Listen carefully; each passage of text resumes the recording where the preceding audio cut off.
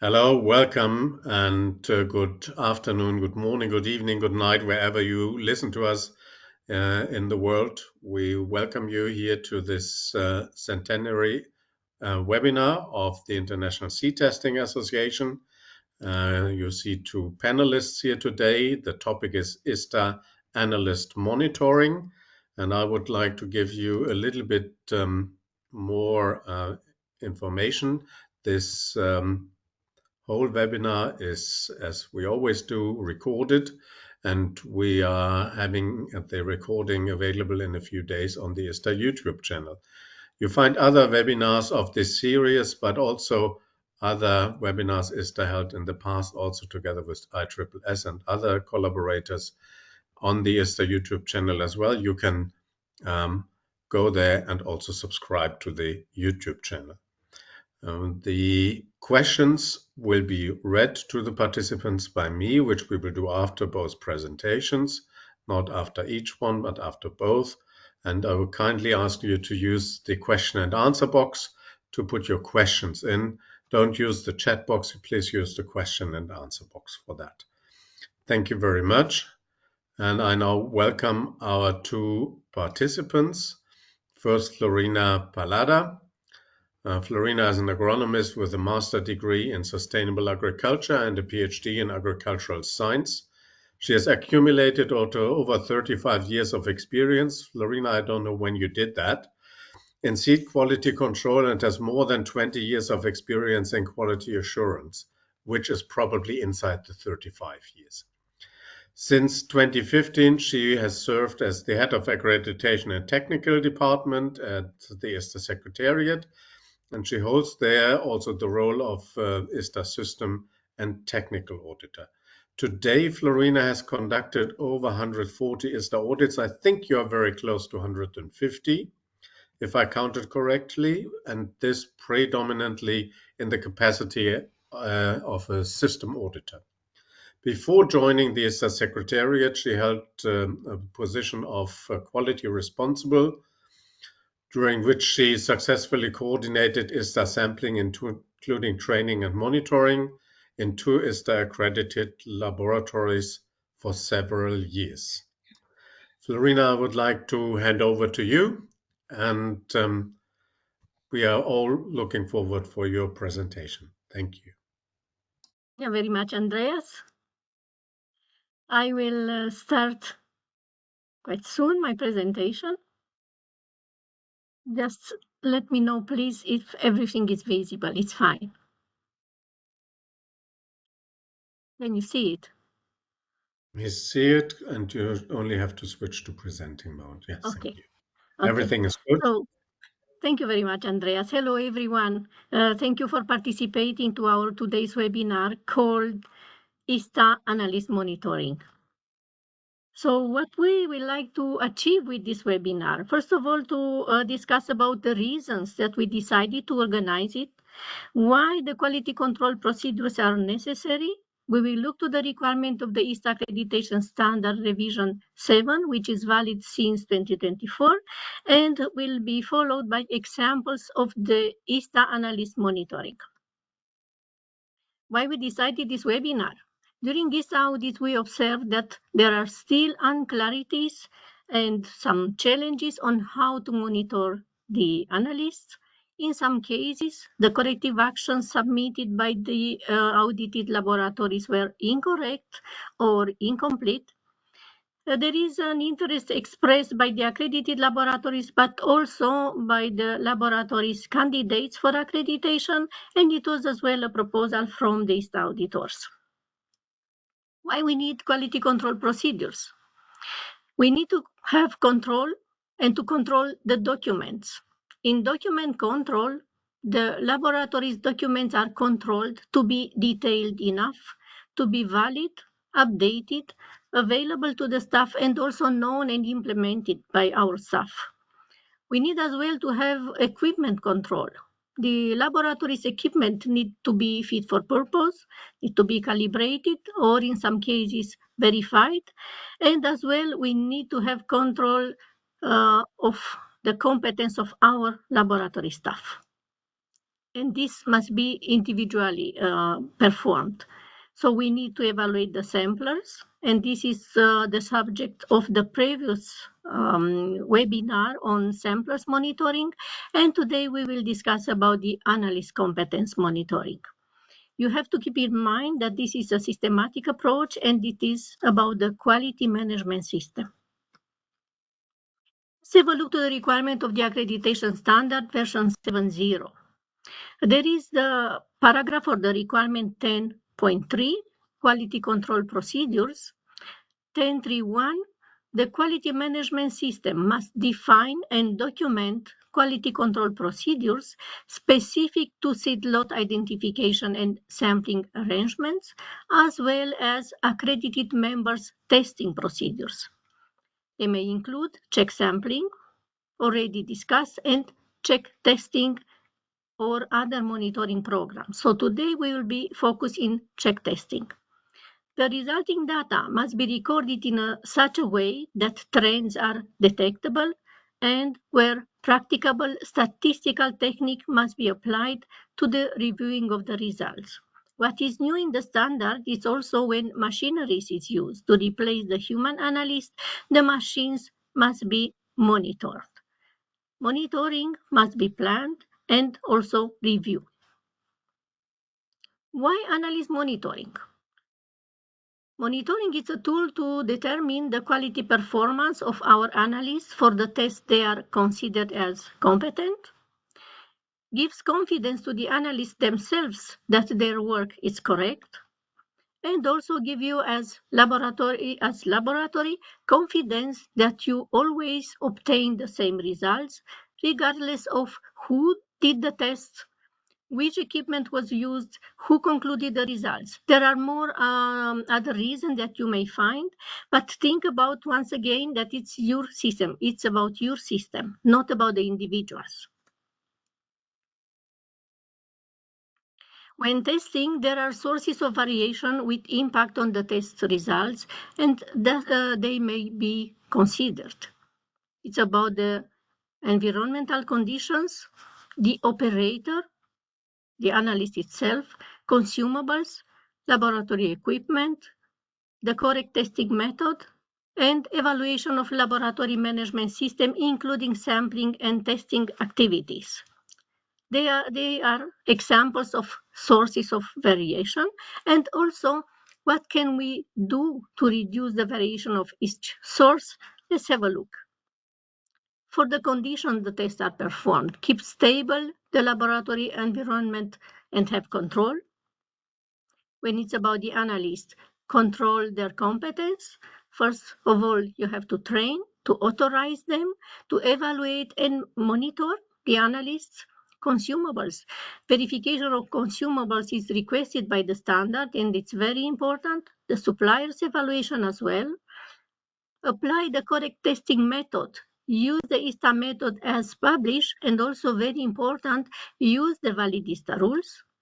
And also, when we look to the evaluation of our laboratory quality management system, we have tools to evaluate. It's about the internal audits, corrective and preventive actions, proficiency tests, monitoring, and risk assessment. Nevertheless, the laboratory equipment is very important. We need to have a list of equipment, and we have to have a plan to calibrate, to verify, and also to do the maintenance when necessary. A few examples of the nonconformities that we identified during the ISTA audits. We have seen that there is not a systematic approach. The SOP for the analyst monitoring is missing or is not enough detailed, or the monitoring plan is missing. Not all analysts are monitored. Not all crop groups from the ISTA accreditation scope are considered in the plan. In some cases, the results are not used to detect the possible trend. Corrective actions are not taken or not implemented when deviations are observed. And in some cases, the seed lot used for monitoring, all they have very high quality as 100% purity or 99 germination or 0 other seed determination. And this effort is not giving you the intended information to monitor the analysts. So this was my presentation, and I'm happy to invite Rasha to continue with the examples and with the details on how the monitoring for the analysts may be organized.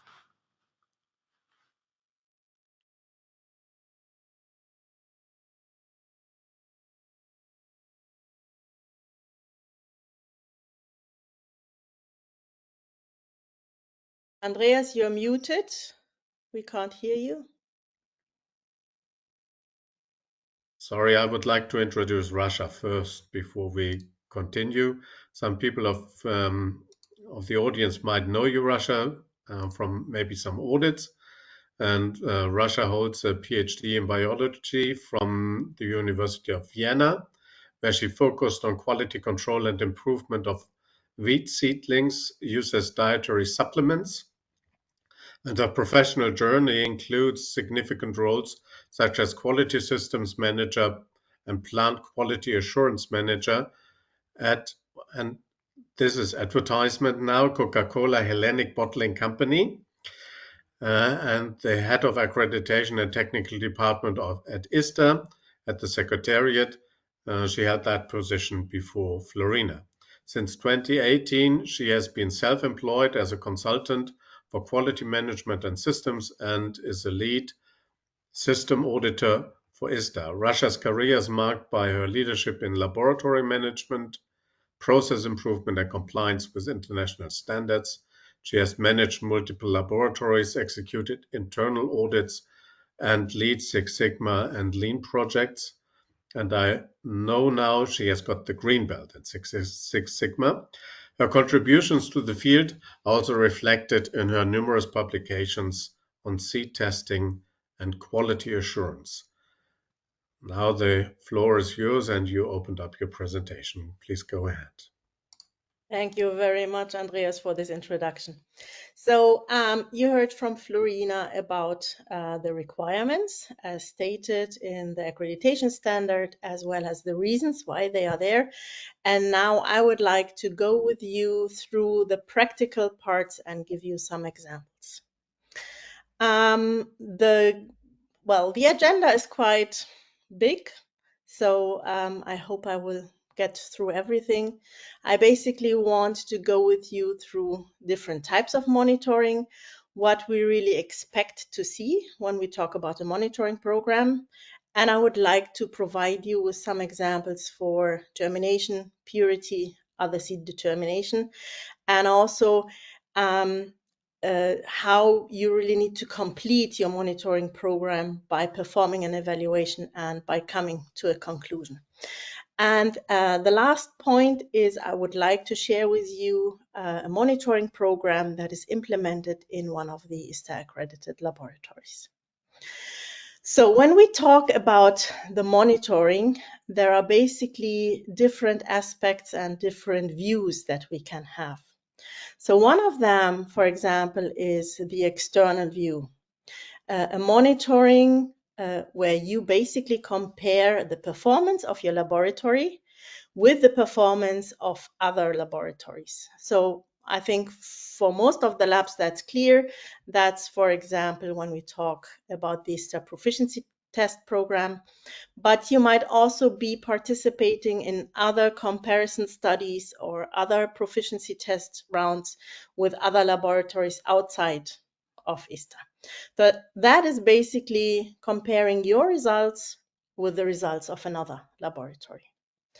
And then there is the internal monitoring, where you compare the results of single analysts with the results of the other analysts in your laboratory.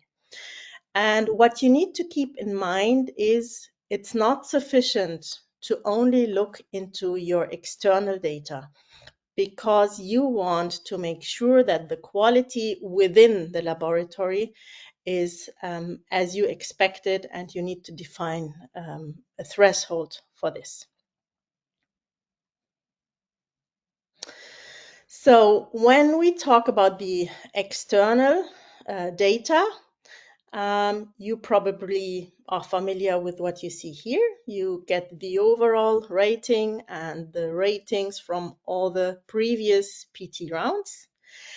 And you also receive a plot.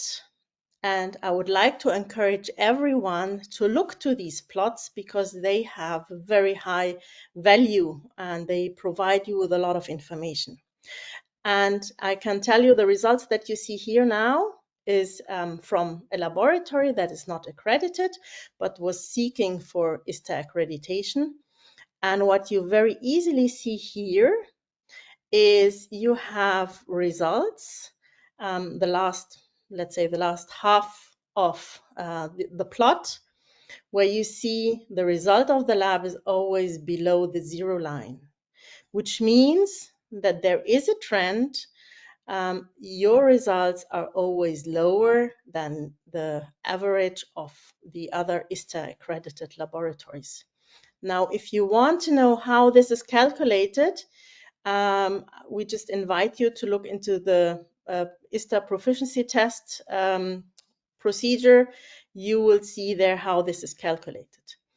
But you need to know that accredited laboratories, they really need to check regularly if they see any trends, but also new laboratories that are preparing for their ISTA accreditation, they also need to check, and they need to come up with conclusion and improvement plans to make sure that there is no trend or that the trend gets reduced.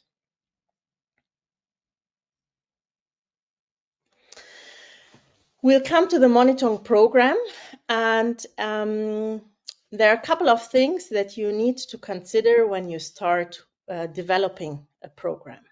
And I guess this is something for new laboratories that is quite difficult, and this is why we would like to share with you this information. So it is a requirement that you develop a program and you describe this in a written procedure. And your procedure needs to cover your frequency of the monitoring. And that could be, for example, you run a program with a weekly retest, or you can describe this as every 20th sample, I'm going to recheck that sample, or you base this on a percentage of the samples tested in your previous year. You also need to define in your program which species or which crop group you would like to cover. And you need to describe details about this monitoring. For example, are we talking about blind samples? And with blind samples, we mean these are samples where your staff don't know that this is a monitoring sample. So for them, they treat this as a completely normal sample. Is it a real sample, or are you preparing samples that you will run through the laboratory? It's also important that the lab must cover all tests within their scope of ISTA accreditation. So every test that you have needs to be covered in this monitoring program. Now, we have many laboratories that have a quite big scope and they test a lot of different species. And for this, what you need to know is you need to cover all the crop groups, but it's not expected from you that you need to cover all the species, especially when you have a very, very long list of species that you test. But of course, we would like to see that you move. It's not only one species from one crop group that you test, but maybe for the next 2-3 samples, you're taking one species and then you take another species. But if you have a very big scope, it's not necessary to cover all the species in your monitoring program. I would like to come to some of the examples for germination, and I think I have 3 for you. One of the examples is you select a sample, and that is a blind or a real sample. You select this sample that you have tested already in the laboratory, and please make sure that it was not tested too long time ago, so that you make sure that the germination result did not change. Also, when you choose the sample, please make sure to not select a sample with a very high germination. So try to get, well, a bad sample, let's say. And you put the sample through the laboratory again. Try to get this tested by a different analyst than the first one that performed the test. And with this, you have two test results for one sample, and you would need to compare the results. Now, when comparing the results, we sometimes see that laboratories struggle with how to do that.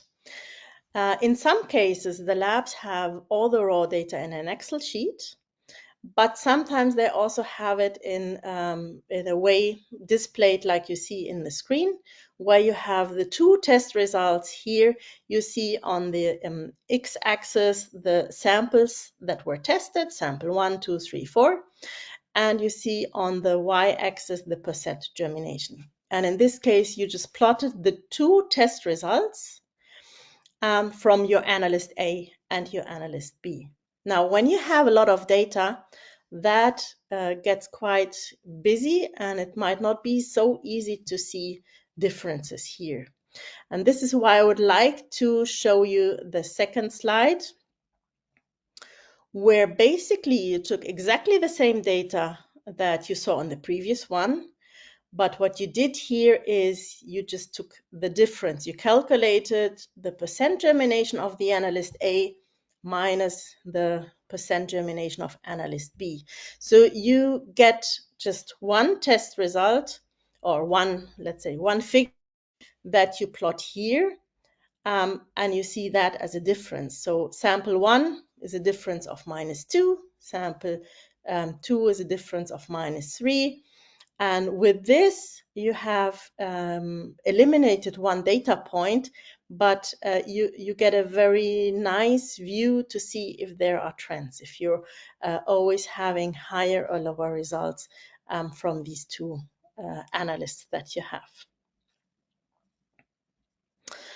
A next example that I would like to share with you, and we see this very often in laboratories, is that you prepare a sample which is obviously not blind. So you select a seed lot with a lower germination result.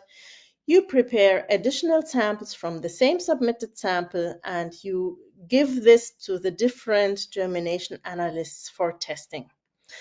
So you end up with test results that you can compare, and you repeat this over the time and plot the results to visually check if there are trends over time. A third possibility related to germination is to prepare seedlings. So you can select a number of seedlings, I don't know, 50, 25, 20, that's really your choice. You put them on a wet paper, and each analyst goes through these seedlings to evaluate the same seedlings separately. Obviously, you need to take care that these seedlings do not get damaged. And every analyst puts the results down, and you compare the results. You take at the end the possibility to discuss with your analysts why they made this or that decision. And maybe also you need to agree with all the analysts on how the proper evaluation needs to look like. One example for purity that I would like to share with you is to prepare samples. Now, we live in a time where the seed lots get more and more very, very clean. And as already said with the germination, you want to have a sample that is interesting. And interesting samples for monitoring are samples where you have lower germination, or you have a higher level of inert matter or other seeds. So probably you will need, when you select the sample, you need to spike it with other seeds and with inert matter, which gives you the advantage to know what exactly you put into these samples. So you prepare these for each of your analysts, or you just prepare one sample and you give this sample from one analyst to the other. Again, in this case, you need to make sure that you don't lose any components from one testing to the other. You put all the results together, you compare the results. Now we come here to a statement that is valid for all tests. If you see that there is a problem, so like if you see stuff we're not able to retrieve or to identify some of the other seeds, then of course you need to act and you need to start with the root cause analysis to see what exactly was the issue here, what was the problem with the retrieval or with the identification. And again, you repeat this process over time. You plot the results to make it visually easy for you to see if there are any trends. For the other seed determination, that is very similar as the one that I just mentioned. You prepare a sample, you spike it with other seeds of different species, different number of other seeds. You prepare these samples for each analyst, or you share one sample, and again, make sure to not lose any components. And same as the slide before, when you see there is a problem, you need to go to see what is the root cause and you need to act. And you need to repeat this process over time to be able to see if there are trends over time or trends with specific analysts. Now, in some cases, we see in laboratories that they have the monitoring in place, but there is no evaluation or no conclusion. And that is really one of the very important last steps that you need to do. You have to check for trends and you need to make this in a timely way. In some cases, we see the labs are busy through the years, so they collect a lot of data. And then at the end of the year, or when there's a period of time where they have time, they start to check if there are trends, or they put these data into Excel sheets to see that.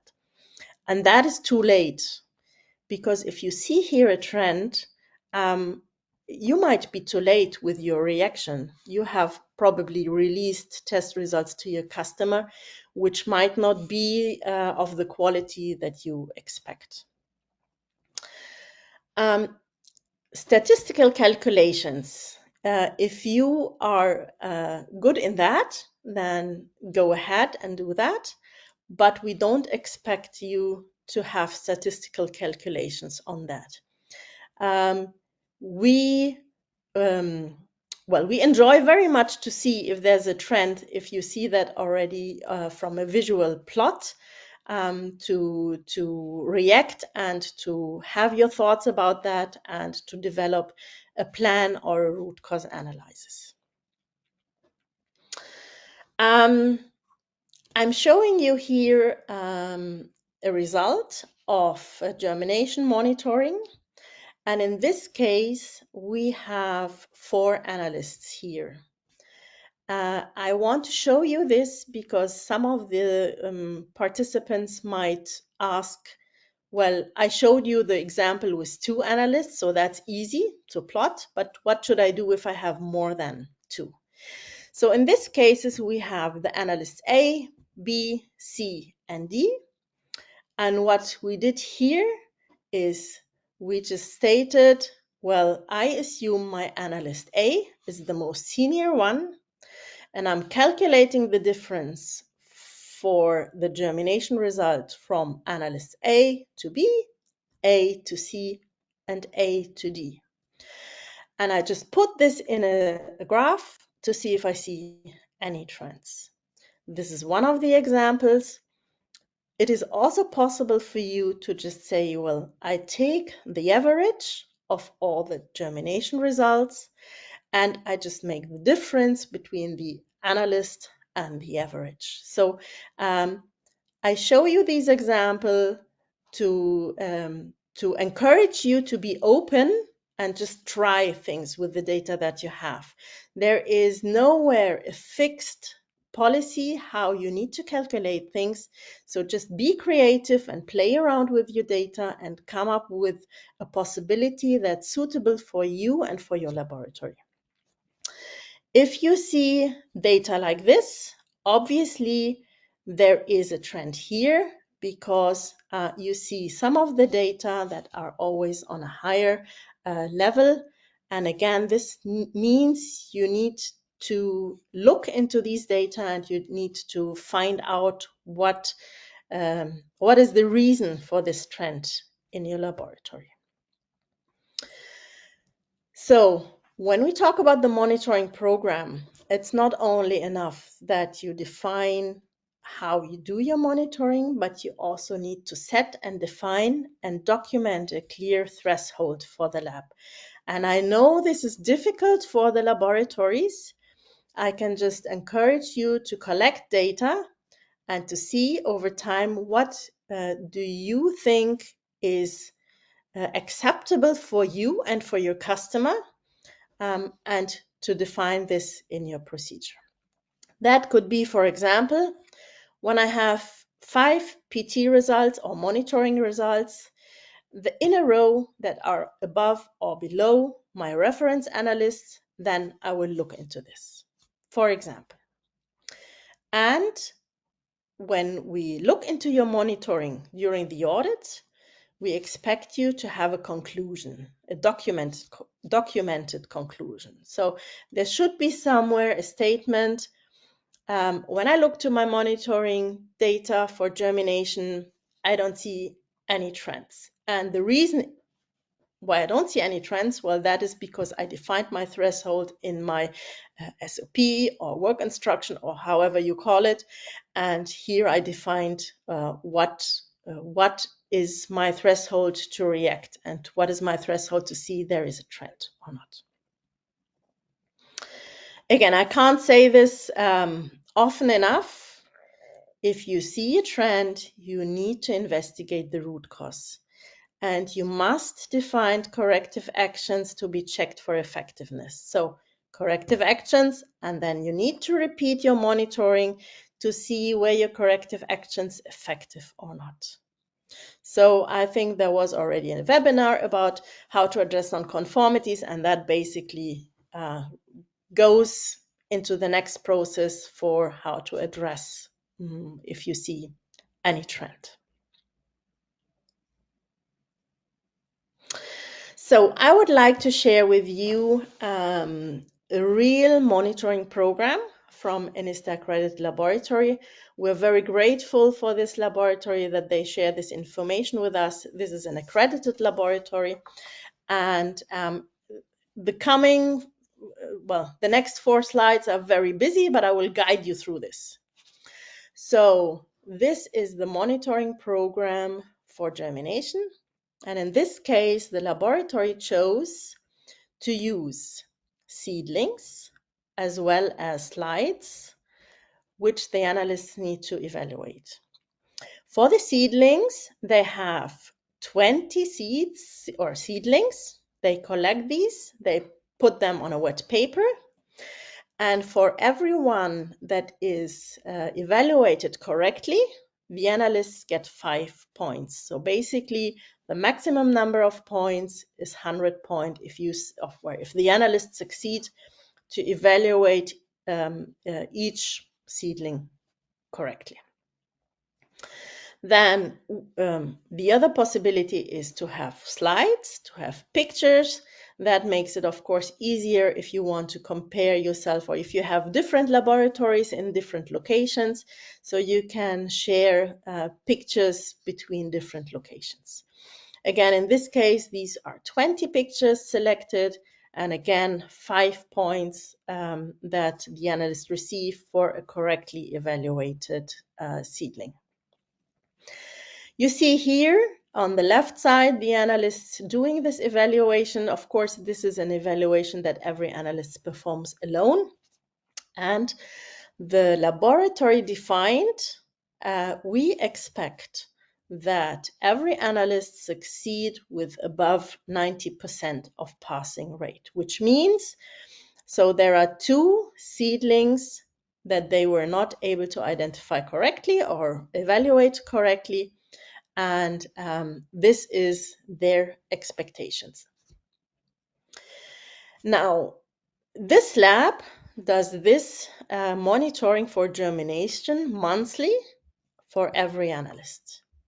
And they plot the results in such a way that they put the actual seedlings as well as the slides that they share for each analyst into this graph. You see here the requirements that they define, the threshold above 90%. And of course, this means if you're below, then you need to start with your root cause analysis. I'm coming to the next slide, which is for the other seed determination. And I removed one part here just because to not make it too busy for you. So for the other seed determination, the laboratory basically follows a similar way like the ISTA proficiency test program. You see here the analyst code. So you see these results are related to one analyst. And you see that the sample was spiked with different seeds here. The lab puts in here a retrieval rate, so the rate that the analyst received if they found all the other seeds here. And they work also with a factor very similar like the ISTA proficiency test program. This factor basically gives, it rates species that are easily to identify differently than species that are very difficult to identify. And you see here that is the maximum number that can be obtained, which is the 176. That is that is calculated based on the number of seeds that were found and the retrieval rate and the factor. And the next one is the number that this specific analyst number 4 obtained. And the rating of this particular analyst is 100% because the lab compares the maximum numbers that you can obtain with the number that the analyst really received. In this case, that was 100%. For the other seed determination, this particular lab performs this every quarter with every analyst. I did not share with you and show you the purity monitoring. Just want to share with you that this lab for purity, they do this monthly for every analyst. And again, they plot the data in such a way that you have here the January, April, July, and October monitoring for other seed determination. You have here the threshold, your minimum requirement that you expect, and you have the different results of the different analysts here, analyst 1, 2, and 3. Before I come to the end, I would like you to remember, very similar as Florina already mentioned, this is a system that is covering the process of your system. So even if we look to single analysts, please remember it is to make sure that your system works. Especially when you begin from the start, it is sometimes difficult to convince your analyst because it feels like a kind of exam or a kind of I'm getting evaluated how good I am. And I can just encourage you here to think of your customer. Your customer sends in a sample and he wants a test result, and that result should not be based on did this result come from analyst A or B or C. So try to look a little bit outside of the box. Yes, it is an evaluation of your analyst, but it's to make sure that your customer receive a test result that has a high quality in the term of, I'm sure this test result is reliable and there's no difference, or there is as less variability as possible between the analysts. I can also encourage you to involve your staff and especially to explain to them why this requirement is available. In some cases, your staff might come up with great ideas or with possible implementation possibilities for you. So just take them on board and try to benefit from their ideas. And I also would like to encourage you to share these results of the monitoring with your laboratory. And of course, this is without staff names, but make this visible to your staff, because that will give them a good understanding of why you want to implement something like this. So please remember, our goal is the uniformity in seed testing, and the monitoring helps us to check if we really obtain this uniformity among our analysts and among all the tests that we have in our ISTA scope of accreditation. So with this, I come to my last slide. I would like to thank you very much for your participation today, and I would like to hand back to you, Andreas. Thank you very much, Rasha. Very comprehensive, and we have a number of questions which came up, and there are a lot of thumbs up and applauses in the background, which you can see here now as well. Very nice. I don't see thumbs down. That's good. Yeah, you never know. But it looks very, very nice. People like it. I would like to refer again to the point that this can be reviewed on the ISTA YouTube channel, and I posted the link in the chat box. We have some time. Today we have an hour for the centenary webinar, so that gives us a little bit more time. Normally we have a little less, but I would like to start with a question to you, Rasha, because you finished. What about less frequent analyzers or rare species? Probably a very important question. Yes, so there is a big debate on this, because for the laboratory they are rare, so the lab might not see a very high risk. But as auditor, I would say, well, especially because they are rare, there is actually a very high risk, because the lab is not familiar in performing this test very frequently. So I think even if it's a rare test, it is really important for the laboratory to evaluate the risk that they have and to implement a monitoring program on a regular basis.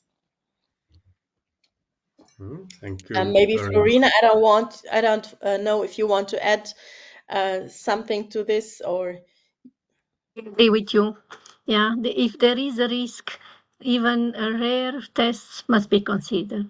Rare tests or rare species included in the program. Florina, a question to you. Is monitoring part of the audit, intern or extern? The monitoring must be included in the internal audit. We have seen from the beginning that there is a tool to evaluate really well the competence of our staff, and if there is a need to take actions. And as well for the internal audit, we have to do it. We have a requirement of the standard to be checked. It's the entry one of the standard. You know your standards by heart. I stay with you, Florina, with another question. Should or must laboratories cover all crop groups every year or within a 3-year period? Should all tests be covered every year? Yes, I will answer, and also if Rasha would like to add something also, she's really welcome. I will say that the accreditation standard does not really specify an annual monitoring, but this must be defined in the SOP. The process must be described in detail in the laboratory SOP. However, from a quality assurance point of view, yes, the tests must be covered every year. And in the laboratories with large accreditation scope, it may be difficult to have all crop groups in a year. This is why it's very important to have the plan, to have the monitoring plan, and to be able in at least 3 years to cover the crop groups. But if the scope is with 2 crop groups, I don't see here an issue. If they have the all crop groups in the scope, it may be difficult when the laboratories with a small number of staff. But it must be defined, very well defined in the SOP, and considering the risks, considering the quality assurance aspects. Let us go back to your presentation, Russia. And I think you gave the answer to this question. You compared 4 analysts, and the question is, why do you consider analyst B as a reference? Why not B, C, or C, D? I think I know the answer, but you should give it. It actually doesn't matter which one you select. Whomever you select, you will see if there's a trend or not. So these were just examples I wanted to share with you. And again, you can also just take the average from all the analysts, and you just make the difference from each analyst to the average. But basically, which one you choose is not, don't spend too much time on thinking which one to choose. I think I remember you said you took A as the most experienced analyst. I took A as the most experienced, but I can tell you from my experience in the seed testing lab, at that time, my most experienced analyst actually showed a trend to be more strict than all the others. So you might sometimes think your most experienced analyst is your golden standard, but also this is not fixed. So you always, whenever you see a trend, you have to go to the data and you have to check and to see is really my most experienced analyst the one that is correct, biologically correct. We are always working with some variation when we talk about our biological material, but don't always assume the most senior one is your golden standard. I stay with a similar question, going back to only 2 analysts. How can we evaluate trends if the lab has only 2 analysts? Which is probably the case in a number of laboratories. Yes. Again, what you want to see is that there is sometimes one analyst higher or lower than the other, but you don't want to see a trend that gives you always one analyst testing with a higher result than the other one. Mm-hmm. Florina, maybe a question to you here.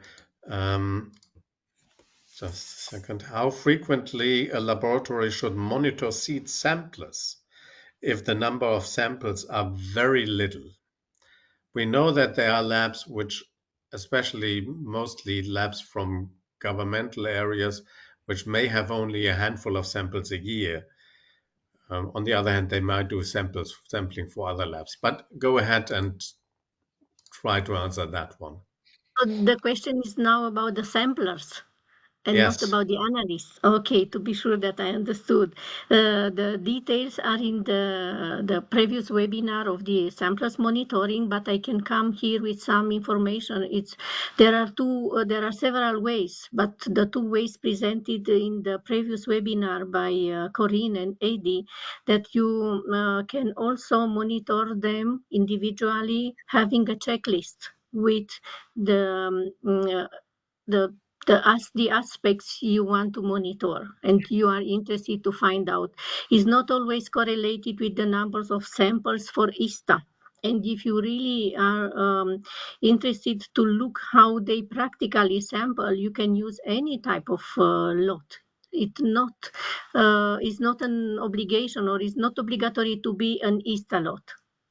the technique must be observed and considered. There may be some answers to that also in the sampling webinar which we had. Just go to the YouTube channel, look at that webinar, and maybe flip through it. And if you have more questions about that, go and ask the Bulking and Sampling Committee. Another question for you, Florina, on PT on germination with pictures of seedlings. How can we ensure the correct classification of them? Do we need to ask ISTA or official country lab to validate the pictures before using them in a PT? I never saw this option because the laboratory is accredited and they must be competent to do the evaluation. And going back to the explanation of Russia, it must be at least one that is the senior or the best, let's say, in, separating in categories. It must be a reference. If there will be really the case to ask another opinion, I'm expecting that could be difficult with the seedlings. Or sometimes also the germination committee may be asked, but the alive seedlings, it will not stay too long as they are initially when the evaluation is done. Mm. Another question to the frequency, maybe also to Russia. Lab example, they do an excellent job, but lots of work for every month's checking. Can it be less, like 3 or 6 months intervals? So the ISTA Accreditation Standard does not define a minimum number of times or the frequency that you need to do. So it's something that the lab needs to define themselves after proper evaluation. What is really interesting over all the years that that I work with accredited labs is that there's just so much pushback regarding the monitoring.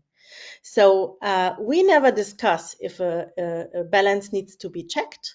We never discuss if a balance needs to be calibrated, or if we check our paper. This is all taken for granted that we need to do this.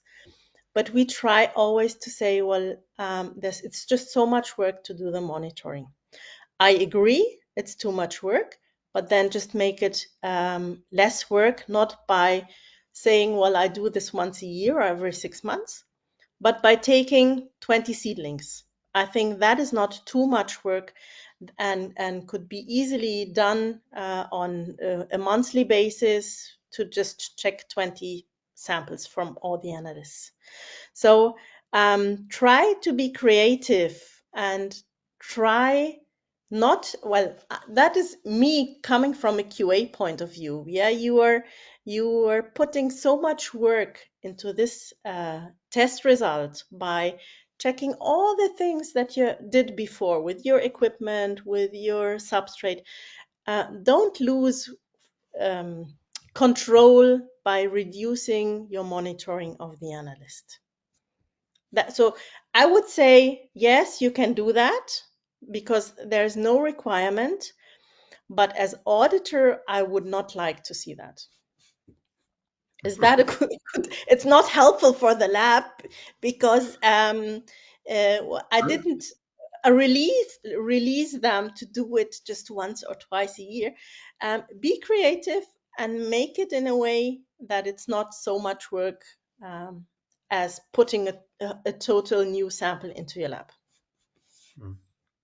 I fully agree with Rasha. If I may add, not only as an auditor, but I've been several years a quality manager in a lab, and also as a quality manager, looking as well, once again, to the quality assurance point of view. You must be sure, you must be able to act or to react when something it's happened. So the monitoring is a very important tool for this. Rasha, maybe again for you, does laboratory have to prepare for each analyst monitoring samples for other seed determination? For the ones that are authorized to do the analysis, they have to do a monitoring.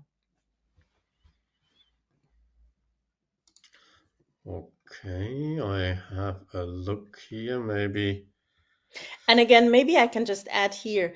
So again, if you have a lot of analysts for other seed determination, you don't need to make a real full sample. You can just take a proportion of sample, add other seeds to it, and just see do they retrieve and identify the other seeds correctly. Florina, in the background in the chat, and you may have seen that I promoted the QA workshop for beginners, for early beginners, I think it even says, which is online. There's a question related to that. Do you have planned for holding online workshops related to quality assurance in advanced levels as well?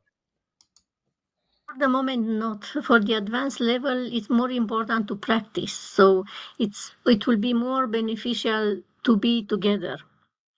It's why I just came from 2 quality assurance workshops organized in Romania, in one after the other, due to the high demand.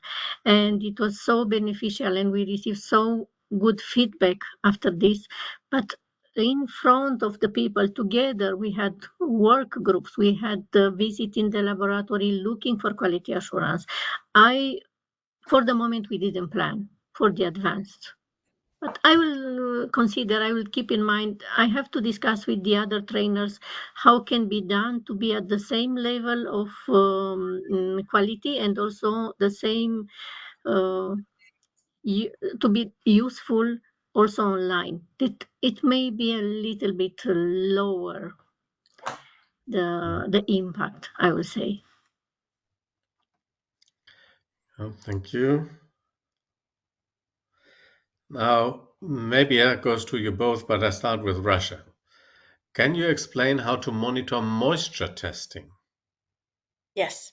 So moisture is, I think, also one of the tests that is really difficult for the laboratories because I would say if you do a double test, very often you don't see a difference between the 2 test results.